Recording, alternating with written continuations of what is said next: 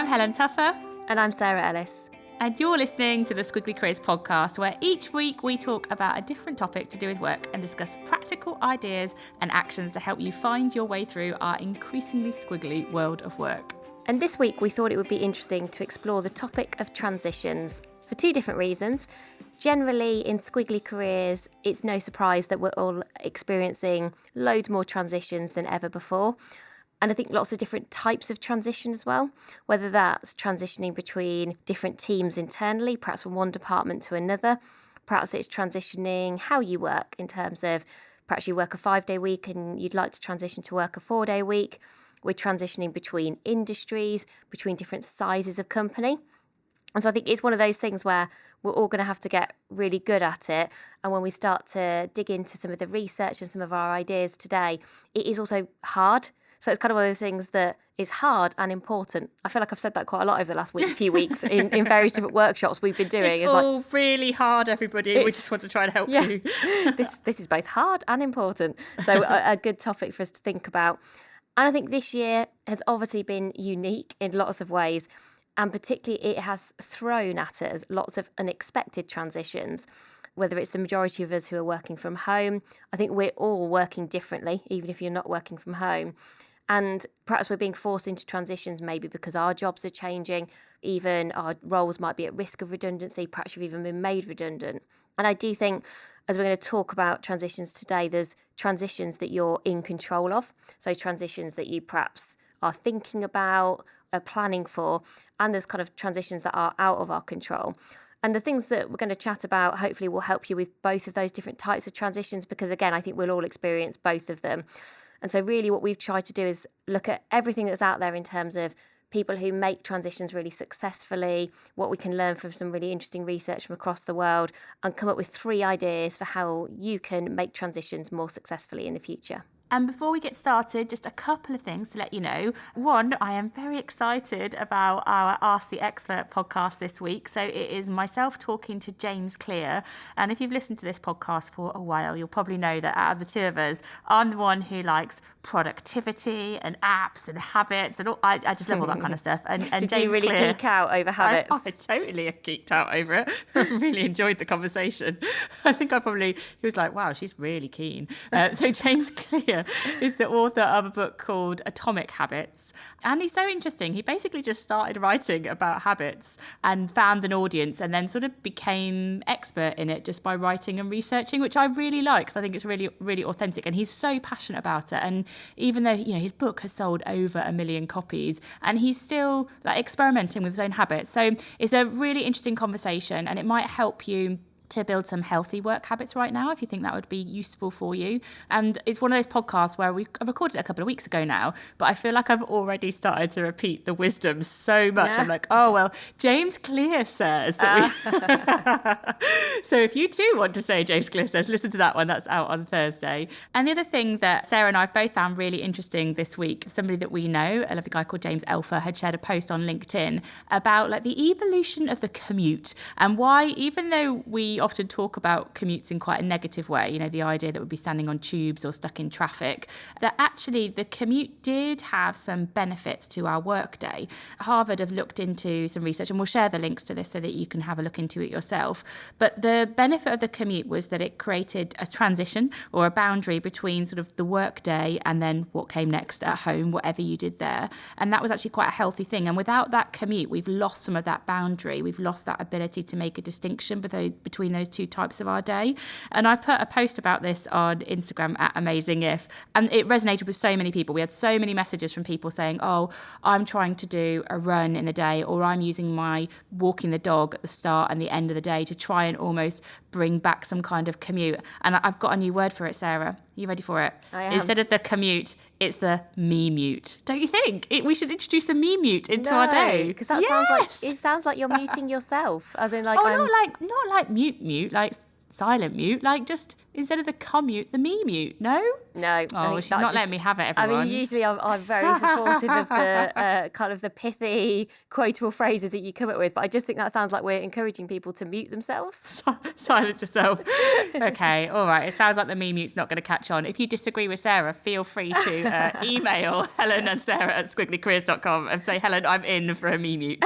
But I'd really encourage reading that research, not only because of it's interesting, but also it does talk about different personality types and different preferences and tendencies perhaps need that kind of virtual commute or those transition moments even more than others. And actually there's some quite interesting kind of nuances there, and you could read it and think, oh, does that feel like me, and which one of these kind of styles is more me than others? So it's kind of also makes the point of it's not the same for everyone, which again I think is interesting as we're starting to redesign how we're all working probably for the foreseeable future.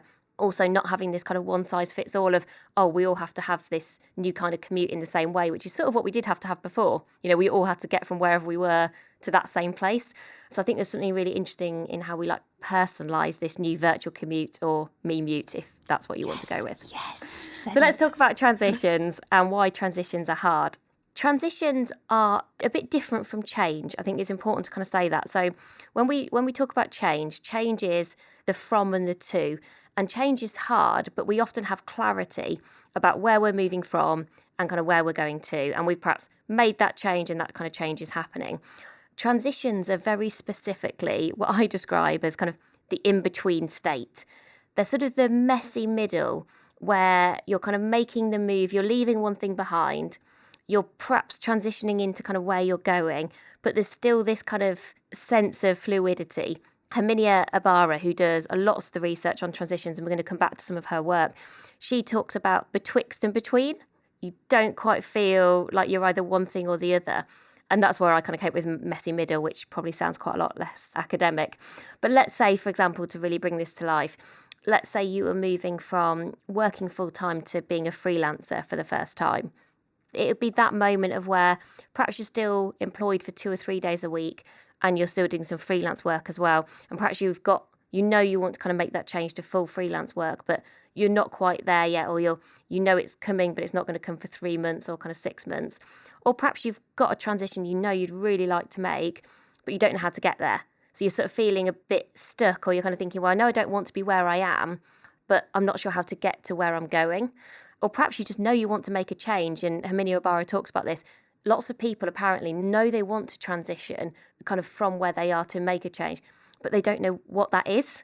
And so again, this in-between state of I want to leave something behind, but I don't know where I'm going. And so there's so many different types of transition. And I think, as a bit like we talked about at the start, we'll all experience these in loads of different ways, shapes and forms. So we thought we'd start by sharing a couple of transitions in our careers that we've both made, and then we'll move on to these 3 actions that we hope are going to be really helpful for you.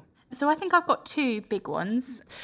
So one actually I think is becoming a working parent. So I think that was quite a transition for me, because before I had children, I have 2 children, I felt that I could be really selfish in how I worked. Like you had loads of freedom? Loads of freedom. So and yeah, it was really good. More sleep, more freedom. Yeah. But I love my children, so it's fine. But I did have, I could work later, and I didn't have, I could be quite selfish about how I worked, and all of a sudden you have these beings that have very firm boundaries on your day.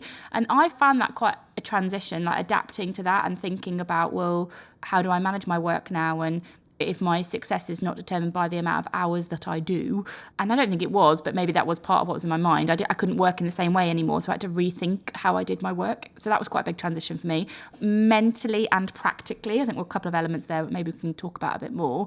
And then the other thing for me is career transitions in terms of companies, really. So I've moved from FMCG to financial services, to oil and gas, to energy, to Virgin, which is a bit of everything, to technology, to running our own business. I mean, that is quite a few transitions packed into a squiggly career. And each one of those transitions has been a different company, it's been a different context, it's been a different culture. Being able to be myself in those new places and being able to adapt quite quickly hasn't always been easy. And I think sometimes I've done those transitions well, and sometimes maybe I've not. I look back and think, I could have done that a bit better. But they've been the most significant career transitions I think I've made. What about you? Well, the one I was thinking about, I think because I'm always proud of having done it. If I think about, I think it's a good question to ask yourself. Like we said, transitions are hard. So where you've made a successful transition, reflect on that and think, well, why was it hard? I think that gives you some useful insights. But also, what did I do well? So that's what I kind of tried to do with this one. And it was when I moved from working a 5-day week in one job, and this was working at Sainsbury's, and I continued to work a 5-day week, but I reconfigured that week. So it was 4 days at Sainsbury's in one job that I was doing, and it was 1 day on Amazing If. So I was still working the 5 days, but in a very different way. And I thought, right, okay, so why did that feel so hard as a transition? Because, I was in the same company, a company that I really enjoyed being in. I was working for someone who I loved working for, with people who I really enjoyed spending time with. So I was actually in an environment where I was very safe and secure and felt really happy. And so you might say, well, why did that transition really kind of stick in your mind? And I think it was hard for me because I was really worried what people would think of me. So I think there was a bit of a concern that I had that people might think, oh, she's not as committed or ambitious as she perhaps had been previously, or that because that other 1 day I was spending on Amazing If, maybe that's really where her heart lies. And, certainly I was just as committed to my job at Sainsbury's and I loved what I was doing. And actually at that time, we'd got no intention of Amazing If becoming our full-time jobs. It was just I wanted to spend more time on it. But I think I was kind of really very mindful of that. And then added to that, there was no role models for me to learn from. So there were other people working 4 days a week, but never because, and this is where I'm always the anomaly, never because they wanted to do something different on that 1 day. They were usually doing something much more, caring. They were caring for their children or caring for other people. And I was saying, oh, I want to go and do this side project, passion project that I'm really interested in. And so I think that made it harder for me as well. And also harder to explain and to find the words to describe what it was I was doing and why I was doing it, because people couldn't look around and there was no kind of shortcut to, oh yeah, Sarah's doing that thing. And then there was just the practical things of that transition of thinking, well, how do I make sure that 4-day a week works really well for me and for Sainsbury's, so I can do the job that I need to do, that my team will feel really supported. So I think there was lots of different angles where I was like, okay, that felt like a really hard transition to make. And back to that point, hard and important, but it was very important to me. I think it was a really pivotal moment in my career because I think I had the bravery to make it happen despite all of those things there that I described in terms of finding it hard. And I think some of the ideas that we're going to talk about today, when I've reflected on them, I think each of these kind of helped me with that transition and lots of others that we've kind of made as well. So there's 3 ideas, which I'm just going to summarise quickly. So there are 3 things to come, so you kind of know what's coming in the conversation. And I am just going to reference a couple of resources at this point because I think they're so important to today's conversation. So the 3 things we're going to talk about. 1 is managing your mindset. 2 is working your weak ties. And 3 is about starting small. And we've really delved into Herminia Ibarra's work. So she's a London Business School professor. And she's been working for, I think, over 20 years now on career, identity, transitions. That's really her area of specialism. And there are 2 resources that I particularly would recommend. If you are thinking, I'm either planning a transition or I'm struggling with a transition, that you can go and look at. If you'd like an at-a-glance resource, she's written a great blog post, which then somebody's done a visual summary of. So it's a really nice at-a-glance, here are kind of the key points about transition. And it's actually particularly transition during a crisis, which feels quite relevant right now, and transition in disruptive times. So that's a very specific, and it'll take you 10 minutes, but I think it gives you a really good sense for the things that are important and make a difference. Or if you want to kind of do a bit more of a deep dive, she actually gave a lecture at Oxford that's over an hour long that I've watched probably 3/4 of, and you can watch that for free. So I've included that YouTube link as well as part of the resources for today. So if you want to kind of hear her talk about her own work and also kind of interact a little bit with the kind of people in the room, that's another good place to go. So lots of useful resources for today's episode.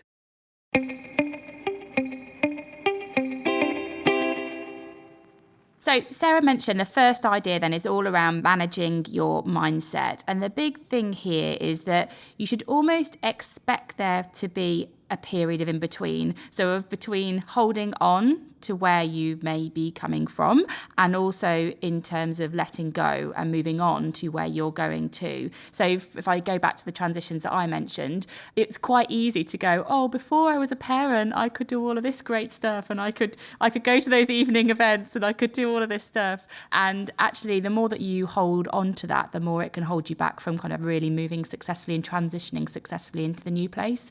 And equally, when I've moved organisations, there's definitely been moments where I've thought, oh, but I really liked the organisation that I was in before, and I really liked the way that we did things and the culture of that company, and it's not the same around here. And so I think, first of all, the point around your mindset as you make these transitions is to know that that's quite normal, actually, to have this moment of in between when you're both, I guess you're kind of a foot in each door. That's not because where you're going to isn't going to be successful or it wasn't the right decision. It's just because you're a human being, and we tend to have this like moment of in between for a little while.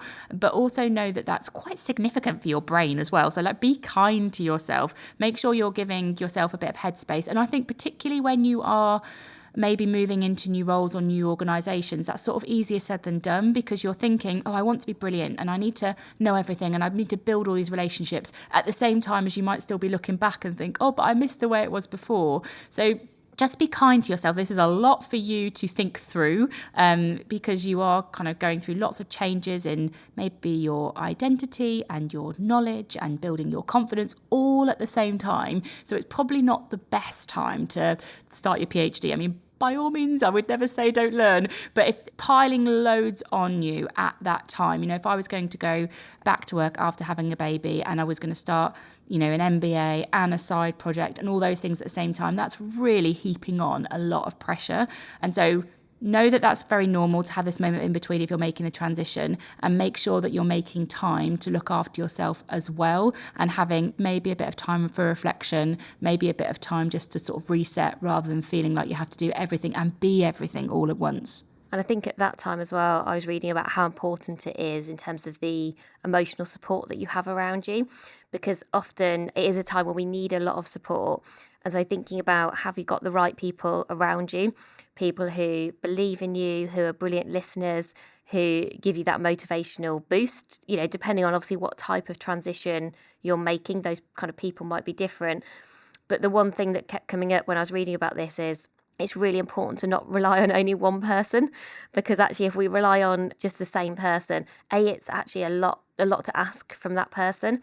It sort of doesn't really work for anyone, because we feel guilty that we're offloading, or we feel like we've got to talk to that kind of same person each time, and that feels like perhaps the only conversation that you have, and you feel like, oh, I don't want to have that conversation anymore, but you need to have it with someone. And I think particularly if you're trying to kind of make a transition and it's feeling really hard, just figure out who do you think could kind of help you in those moments, and make sure, I think, you've got more than one person, and also those people who just are going to play the right roles for you during a transition. That's not necessarily the same career development network that you might have the rest of the time. You might want to think really carefully just about kind of who you're spending your time with at those moments. So let's move on to idea 2. And this is about this idea of working your weak ties. So weak ties are relationships you have with people who you don't know as well. So they're on the periphery of your network, hence the kind of weak ties. And all of kind of the research that Herminia Ibarra has done shows that weak ties are particularly useful when we're trying to learn new things, get new insights, make new transitions into areas that we've not been in before. And there's a really interesting catch-22, I think, with weak ties, because when we are trying to do something hard and important, often we rely on our strong ties, because of course we do. They're the best relationships we've got. They're the people who we feel comfortable asking for help. They're probably the people most likely to help us. I think there's a uncomfortableness and a difficulty that's associated with working your weak ties. I think this is pretty hard to do. So I was trying to think, okay, how can you practically and realistically kind of think about those weak ties and who can help you? I think one idea is about reconnecting with previous colleagues or connections that people you've been in touch with previously, it's perhaps felt less relevant, but now you sort of think, well, actually, I wouldn't mind getting back in touch with that person. And actually, every time that's happened to me, so someone's got back in touch with me and said, oh, Sarah, you might remember me or you might not, but we worked together 10 years ago or 5 years ago. I always quite enjoy that moment of reconnection. So I think that's a natural thing to do. And I think people don't mind you doing that at all. So that's I think probably one of the easiest places to start. I was thinking, if that doesn't feel useful, so sometimes your previous colleagues and connections might not feel helpful for the transitions that you're trying to make, perhaps think about, could you start building connections with weak ties through one-to-many networking rather than one-to-one? So if you're thinking, I don't necessarily know the individuals that I need to build those relationships with, or perhaps are on the periphery, I don't know them well enough, could you think about, okay, well, what events are people doing virtually at the moment in that area that I'm interested in transitioning to? What networks exist that I could become part of? What could I maybe volunteer for that would help me to kind of build some of those weak ties and kind of maybe even create them if you feel like you're kind of missing them at the moment? And then my last idea, I was thinking, if all else fails, if you can't connect with previous colleagues, if you're thinking, okay, but I don't really know what networks or how to volunteer, or perhaps that just feels too hard, I think, well, the other thing you could do is get good at asking for introductions. So I think you could start with your strong ties, so those people you feel really comfortable talking to. And if you can share with those people the things that you're interested in exploring in terms of transitions, if that feels like an okay thing to do, then those people, you can actually sort of explicitly say, is there anyone you think I could go and talk to? I'm trying to get a bit more of an insight into that world, or how I could make that transition. And if I think in hindsight about that transition I made from a 5-day week to a 4-day week in one company, 1 day working for myself, I wasn't the only person in the world at that moment doing multiple jobs within 1 week, kind of combining working in a few different ways. But I perhaps was the only person in the company that I was in. I think what I could have done that would have helped me would have just gone and asked a few people for introductions to other people who perhaps had a few different kind of side projects, or perhaps working a kind of split week in different ways, because at that moment, actually, freelancers were doing that and have been doing that for a long time and were very au fait with how to make that work. And I probably could have got some really good insights by going to spend time with some kind of different people outside of my day-to-day network. And it probably would have given me confidence that other people make this work, and actually probably in a much more complicated and fluid way than what I'm about to do. And I think that would have actually been really useful for me. And so I think asking for basically for help, but particularly for introductions for people that you could go and talk to kind of help you make those transitions, I think is really useful. And I don't think you have to wait until you want to make a transition until you work your weak ties. Going back to that James Clear and the habits thing, I think that this is something, sorry, I will stop going on about James Clear, but I think that this is actually a really healthy career habit. So to make sure that you're not just spending time with the people that are really connected to the job that you do today and the work that you do today, and to get curious about your career and work your weak ties and just think, okay, so what are some of the things I'm curious about in terms of the possibilities in the future? Like Sarah and I might say, oh, working as a non-exec director for a different company than we might do that for at the moment, or maybe some lecturing, or lots of things that Sarah and I are curious about. But waiting until we sort of decide we want to make a transition means that you might limit the amount of time you could spend exploring with people and working those weak ties, and limiting yourself to who's available at that time as well. So I think just get curious about your career, work your weak times, spend time with people who might not be so connected to your day to day, because you just never know what will happen from those conversations. And I think when you make them too outcome orientated, which is, I want to find out more specifically about this company that I'm interested in working in, I sometimes think it limits the value of them, the unexpected benefit that you get from the working of the weak ties. And so our third idea to support you with transitions is all about starting small. And the point here is that sometimes we can look at people that have made transitions. So they've, moved from a company or become, a working parent or started their own business. And it all seems very sudden. Like, oh, wow, they just decided they wanted to do that or the quite next neat, day. maybe. Yeah, I think sometimes people are like, oh, quick. It's just all happened, and it's happened all seamlessly and successfully. Some people may find it easier than others, but for most people, it was rarely seamless, easy and instant. It is very likely that they started small. They had some kind of prototype. They had multiple conversations. There are failures that you might not have seen. And this idea of, well, what's the smallest thing that I can do to start that could bring you closer to the thing that you want to do, the reality of doing it. And that might be, maybe it's volunteering, maybe it's starting a side project like Sarah and I did. That gave us the opportunity to work out, do we actually really like this as much as we like reading about it? Is doing different to reading about it? Do we like working with each other as much as we do like talking to each other as friends? Like actually just thinking about the small actions that can bring you closer to this thing that is appealing to you is a really, really good way to get started. And all those small actions as well, they create momentum, they build confidence. Over time, they make the transition a bit less scary as well. I think sometimes it can seem really scary, and this is the thing that can set you onto that thing becoming more of a reality for you. Do you know the other thing I think it helps you to do is, I think when you start to experiment and do those prototypes, which I think is a brilliant word to use, you start to figure out what you do and what you don't want from those transitions. I was thinking back to pre-Amazing If days, where I definitely started a couple of passion projects or side projects that are not a million miles away from Amazing If. They were all about learning, kind of leadership, career development. And I did those by myself. And there were very small things that I was just interested in. I did some workshops, I did a blog, and that was very much kind of a solo endeavour. And then we started to do some things at the same time. So, I was doing some of my own stuff, and then we started to do things together, and we were kind of trying different things out. And I think what that really helped me with, that kind of prototyping, was I was then very clear that if I was going to transition to running my own business, that was only ever something that I was going to do if we did it together.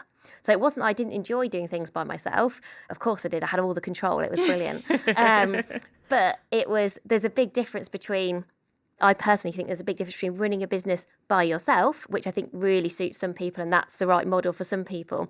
And I think running a business with someone as a co-founder where you're creating something together, I'm so glad that I experimented with a few different ways of doing the content that I was really passionate about, because I think if we hadn't, I probably would have done something slightly different, or I would have transitioned in a different way. So I think that's all talked about it before, but all the behind the scenes stuff that you just don't see.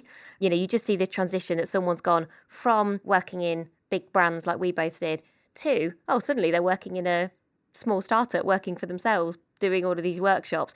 But actually, when you see behind the scenes, I think there's always these incremental actions. And when Herminia Ibarra has done this research all across the world, she's looked at loads of people who've made transitions successfully. And this is the thing that she keeps coming back to. She actually talks about the importance of action. She's not sort of anti-reflection, but she sort of talks about like act first, reflect second. And that sometimes when we're thinking about transitions, because they are messy and overwhelming and hard, we can actually spend too much time thinking. We can overthink things. And actually, probably the best thing that you can do is to start taking lots and lots of small actions, learning from those. And that creates the momentum that you just described, Helen. And I think if you're like me and you are a overthinker, you like to think and you like to be reflective, I think that can make transitions tricky, because you can sort of get stuck in your own spirals in your mind.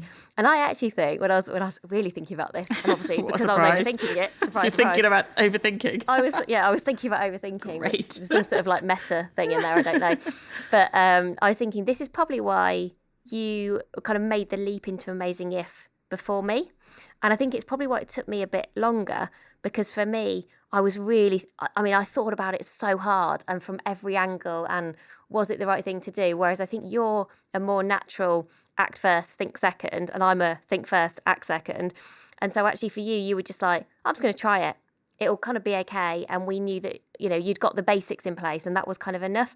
And so I think just if you're naturally a doer, brilliant. This is one of those times where doing lots of small steps is a real advantage. If you are like me and you're more of a thinker, just start taking even like really small actions, like write down 4 actions that you're going to take in the next 4 weeks. Do that kind of thing. Try and really hold yourself to account to not just thinking about those transitions, but kind of doing something about them, I think. So I really hope you found those 3 actions and kind of us sharing our reflections useful, particularly if you are planning a transition, perhaps a transition is kind of happening to you and you're in the midst of it. We'd love to hear from you. You can always find us on Instagram. We're just at AmazingIf. Share your stories. If any of those things today resonated, if you've got extra ideas, we always love to hear from them. Just like everyone else, we're always learning. And I have, as ever, I like to set ourselves ambitious targets. I'd love us to get to 500 podcast reviews before the end of 2020. It's another arbitrary target that I set as to, I don't know, keep myself motivated day to day. We're on 404. So if you do have 5 minutes to do 404's got a nice ring, but you're like, yeah, 500 sounds nicer, Helen, yeah, and feels nicer. Okay. And also we need some wins this year. So that's me basically saying, if you have 2 minutes and you enjoy the podcast, you've been thinking, oh, perhaps you don't usually rate, review and subscribe, perhaps you can make an exception for us, and I would be very grateful. Let's see if we can get those extra. How many do we need now then? 96, Sarah. It's 96. Maths is not my strong point, everybody. That took me a second, but I got there. That's the important thing. And next week, we're going to be talking about dealing with difficult people.